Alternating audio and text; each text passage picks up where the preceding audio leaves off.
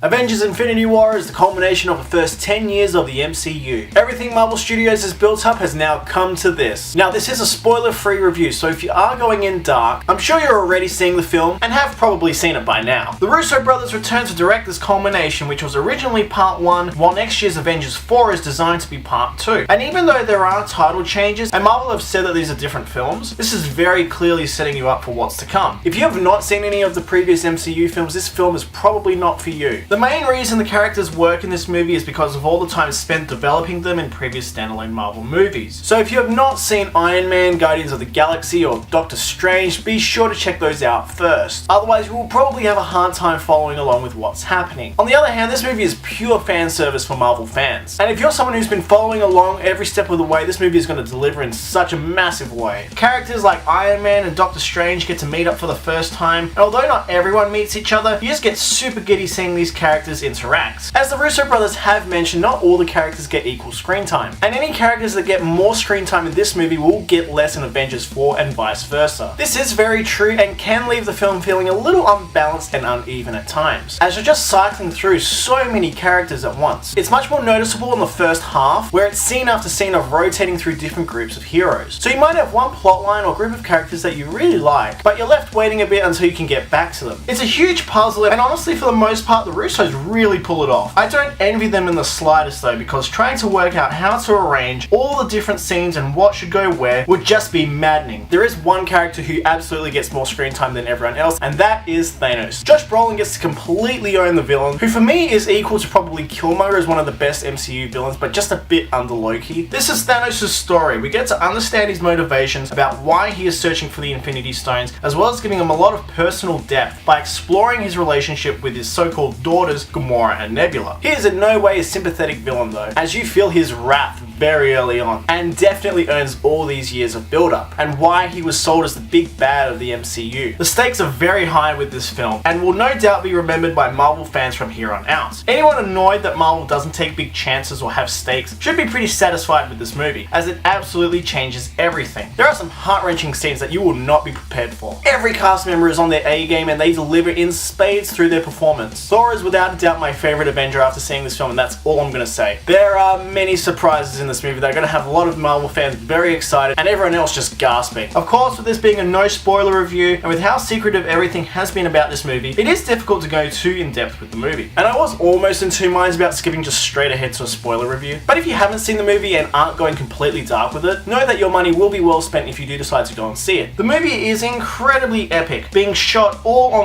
IMAX cameras, which has definitely paid off, as previous Avengers films have been criticised for lacking depth and scope with their cinematography. But shooting IMAX does wonders in fitting everything onto one screen while still looking stunning. Definitely view it on the largest screen possible, preferably an IMAX screen, as the many gigantic action sequences in the film demand to be seen on a massive screen. Oh, and thank God Alan Silvestri returned to do the score for this movie, as I think in my opinion it is the best MCU score to date. I have to thank Kevin Feige for really going out of his way to make the music here very memorable, especially after so many forgettable MCU scores. Every bit of praise needs to go to Kevin Feige for orchestrating this entire thing. Sure, we've had different directors bring their voices to these movies, but this is Kevin Feige's plan, finally executed on the big screen. A 10-year plan comes to fruition, and I honestly think people will be singing praises of Kevin Feige forever after seeing this. He is probably the most influential producer in Hollywood at this point, and it's an absolute treat that we've gotten to see his master plan unfold. The wait has been worth it, and yes, this makes the wait for Avengers 4 even longer. Although I will say, please stay right till the end of the credits, as this film probably has the most important post-credit scene in the MCU's history. If you are unfamiliar with the MCU films, you will probably be a bit lost with what's going on, so I definitely recommend going back to seeing some of the previous films before jumping into Infinity War. The movie is pretty stuffed, and not everyone gets as much screen time as I would like, but this movie changes the game for the Marvel Cinematic Universe, and I can't wait to see what could possibly happen after this. Avengers Infinity War gets an 8.5 out of 10 from me. Guys, be sure to stay tuned for this weekend, as I will have a big spoiler review coming up. So guys, I do hope you like this review. If you want to see more reviews just like this one, stay right here for your Mono Fix. Bye guys.